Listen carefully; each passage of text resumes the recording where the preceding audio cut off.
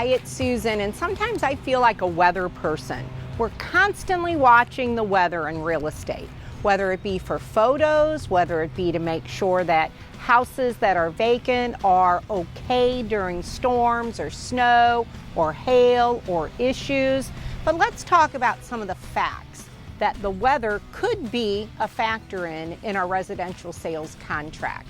And the line that we're talking about, or paragraph, is paragraph 14, and it's titled Losses. A lot of times we breeze through that, but that's a contract paragraph that I really like to emphasize, especially this time of the year.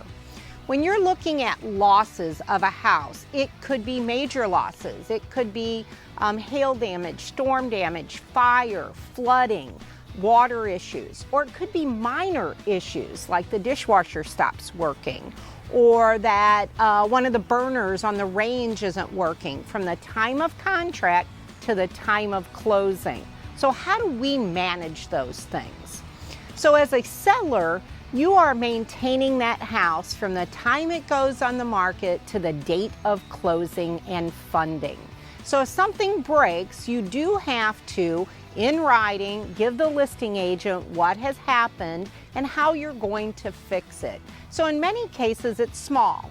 Maybe something needs to be repaired or an adjustment, but maybe it can get bigger if something needs to be replaced. Maybe a hot water heater needs to be replaced or a dishwasher.